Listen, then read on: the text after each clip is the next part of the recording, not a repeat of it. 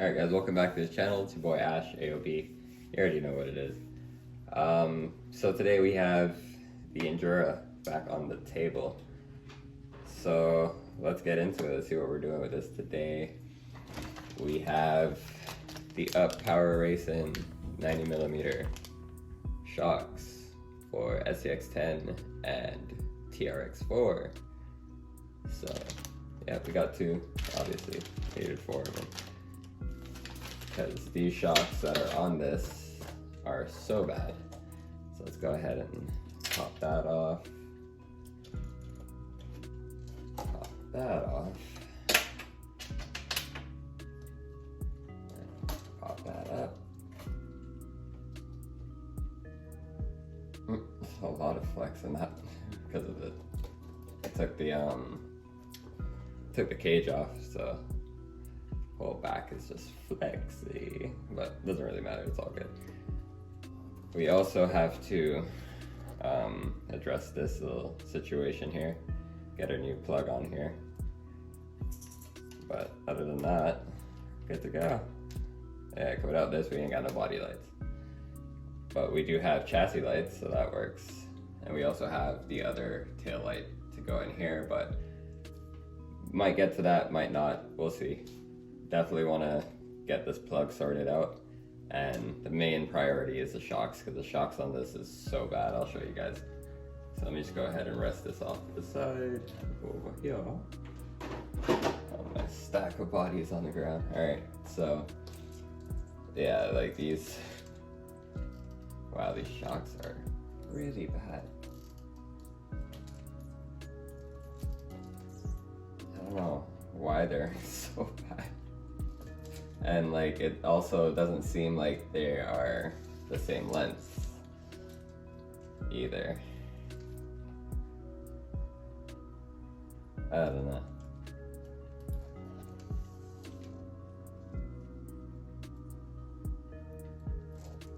I don't know. Looks like one got bent down a bit almost. Take a closer look at that. That one's pretty up high and this one's pretty down low. Why? Both in the same holes. I don't know why it's doing that. Unless the key itself got bent, I guess. Possible. But there is a big difference there. So, I don't know if you guys can see that, but this one has like a good gap there. And then this one's like pinned straight down for some reason. Just noticed that. That is interesting. So we're gonna have to address that. The front ones are fine, it's just the back. It must have happened in like a rollover or something. I have no idea. That is very strange. So I'm gonna try and straighten that up, see if I can get that back to how it's supposed to be. That's very awkward. And then, of course, I'm swapping out the shocks regardless. But yeah, because these shocks are pretty bad. Like, I don't know why. But yeah, either way. So I'm gonna strip these down. I'm gonna try and straighten this out. And yeah, we'll go from there. All right, so we got one of the shocks off here, as you guys can see there. This one's not too bad, it's not leaking. So this one isn't horrible. The front ones though, for some reason, were leaking like crazy. I don't know if it's because it was under too much weight, because the back doesn't really carry much weight. This, I did notice that this came loose a bit, so it just shifted down. So I shifted it back up, tightened everything up. I'm gonna tighten back up that side. I'm gonna tighten up all 4 corners just to be sure. That's the only one that did come loose though, which is weird. It didn't even come that loose. It was just loose enough for it to slide. So I don't know if I just didn't tighten that up all the way, but either way. So let's get into it. Up Power Racing. Like that thing. So, alright, let's see what we got here. Let's do some comparisons. Yeah, 90 mils, obviously.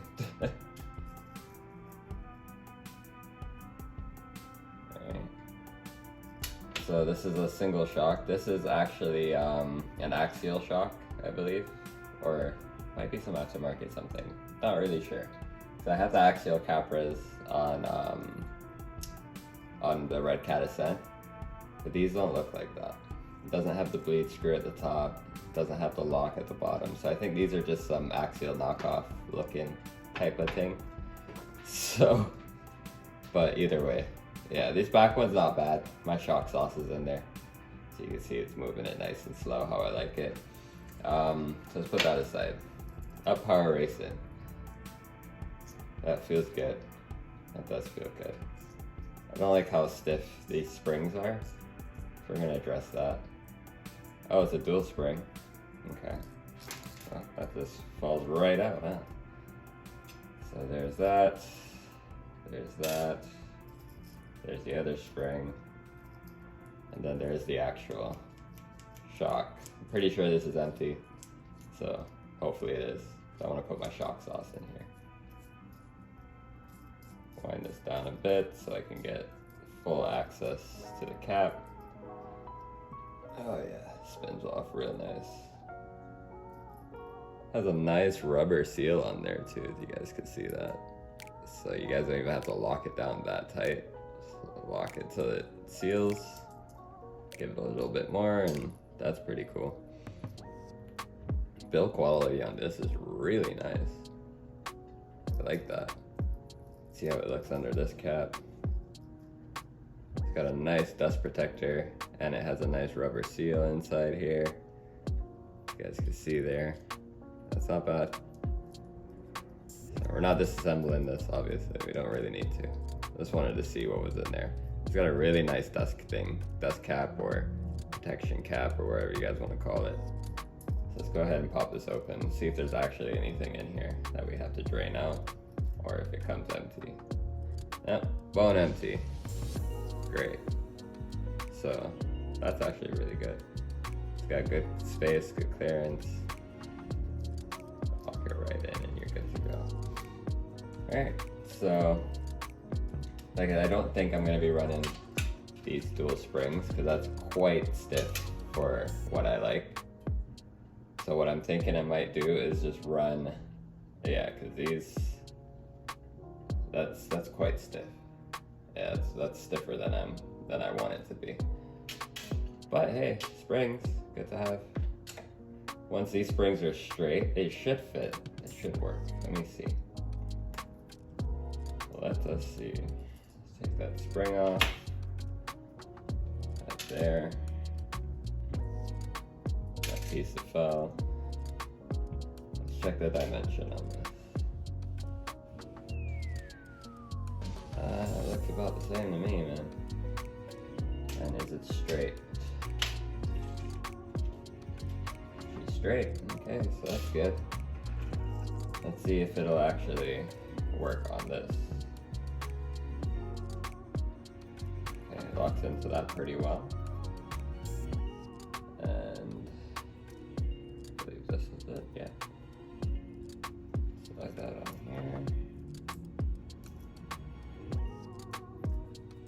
And yeah, locks into that quite well too. You're gonna have to make sure this has preload on it because you can see how it's ready to just hop out of there.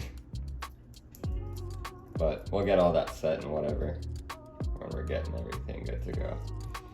So, but yeah, that works. That is no issue there. And I like these springs way better. These springs are actually axial springs. I know that for sure. I put these springs on the shock, wherever I put it, yeah. So I put these springs on here because the springs that this came with were too hard. And I like to run soft springs so I could get my droop and all that good stuff. So that is perfection right there, guys. Right? Like I said, I might have to just run a little bit of tension on there to make sure that doesn't spring out and then this goes flying somewhere, because that's one thing I don't like about this. It doesn't feel too secure when it clips onto this, but it doesn't seem like it could go anywhere either. So might be alright regardless, but that's just something I noticed, because this one it clips in, as you guys can see. that on, it clips around there and it secures itself there. So that's a plus, but you know, it is what it is. These are really nice still. So let's go ahead and put some fluid in these. I'm just literally gonna drain them out of this into here because I already like this mixture in here, so that works. I don't know if it's gonna hold as much as this one did, but either way, it doesn't matter. So let me go ahead and do that. Take this back off. Here. Screw this off. Put that there. Then take this one. It's a process, guys. It's a process. Screw that off. Cap cans at the bottom too, but either way, screw this off. There we go. Shock sauce is in there. And then we just slowly, alright, so we'll top it back up. This one, I'll keep the shock as a spare, you never know, because it's still pretty good. Got a serious air pocket in there though. Either way, whatever, deal with that another time. So now I need a little bit of shock oil in here, so that way it does what I want it to do. Put that aside. Alright, so I got a little leftover shock oil here that I had put aside. Here we go. And then we'll just cycle it. Yep, it's got a little air popper up here, so that works. Put that there.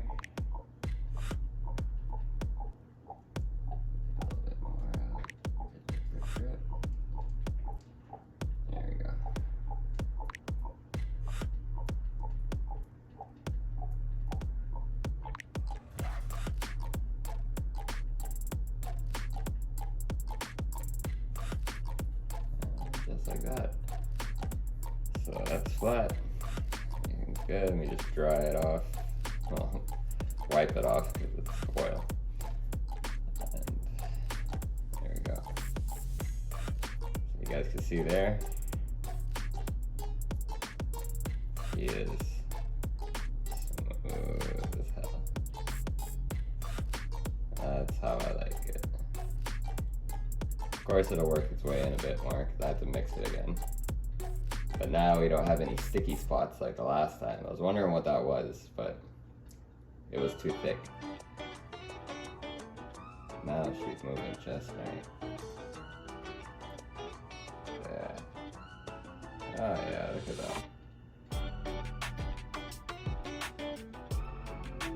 that. That'll definitely hold the compression in the back. For sure. Alright, so let me just reassemble this. I'm not going to do all four on camera, obviously, because that takes a while. Put this on here, like so. And we no longer need that middle ring here, because we're not running dual shocks. Slap that in there, slap that there.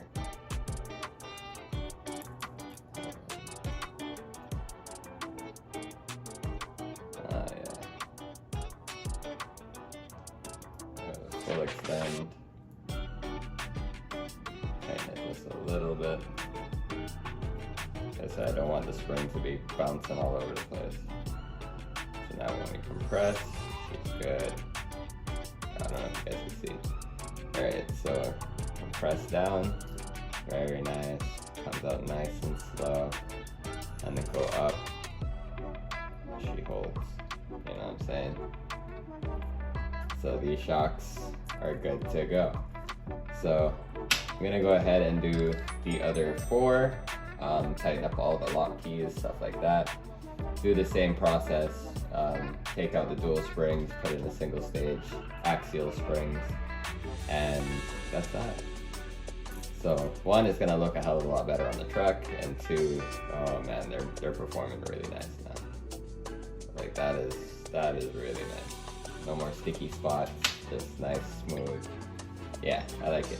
Alright, so let me get to it. Alright guys, so we're done finally. So she is moving way better now, as you guys can see. Nothing is binding up. And so far no leaks obviously, but new, so. This might be coming out to the trail on Sunday as well.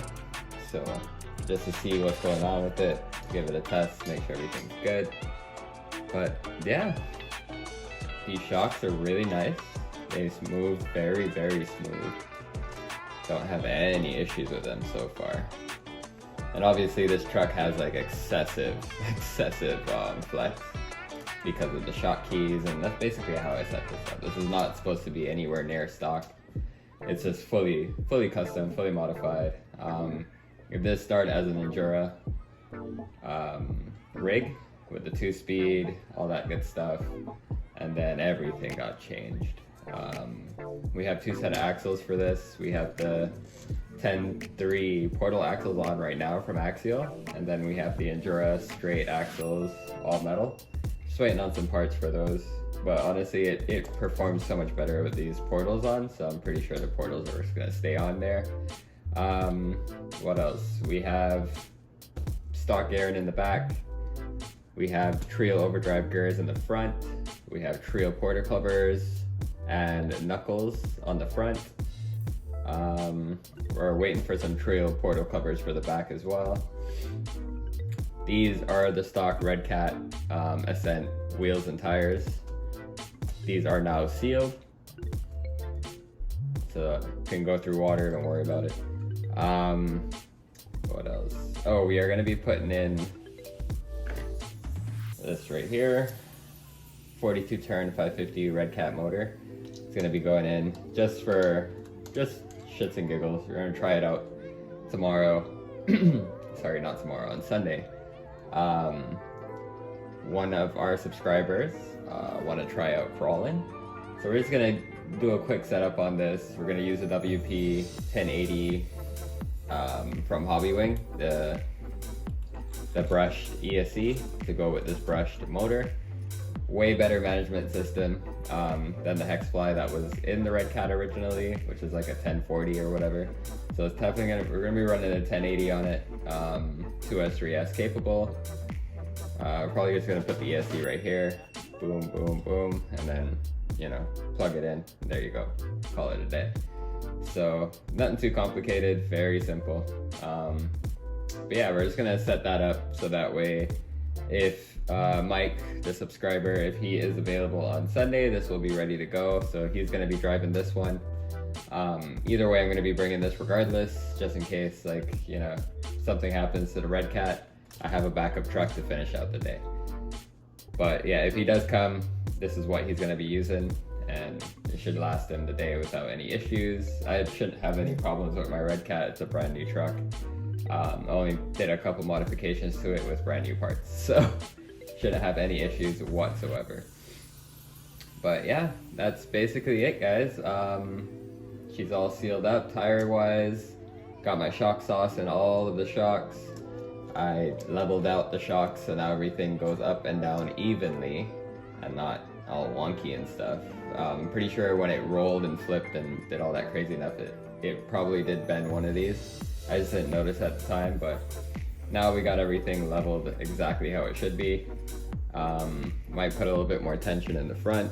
Front seems to be drooped a good bit, but honestly, it's not bad. We're just gonna run it like this, see how it is, make adjustments on trail. I'll see, well, he wouldn't really know how it would perform or not, but either way, when I actually get a chance to run this and test this, I'll make my adjustments. I'll see how he's running it, see if it's making any wonky movements, and I'll make some adjustments for him so that way it runs smooth. So definitely don't miss that Ravines crawl. It's gonna be awesome.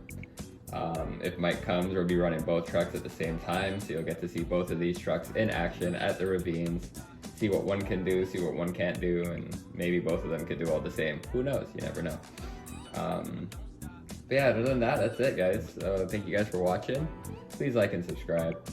And that's that. I'm gonna go ahead and put in the ESC, all that stuff. It's very simple. You guys seen it 100 times. So the next time you see this, it'll be ready to go and ready to roll. We do have a Fusion SE motor coming for this, but it's not here yet, and the crawl is on Sunday, so we just gotta do what we gotta do, and we're just gonna run the brush setup on this, so at least, you know, he has a truck that he can use, because he doesn't have a crawler. So this will be it. Alright guys, I'm gonna start rambling, because I'll just keep rambling all night. Have a good one. I'll catch you guys in the next video.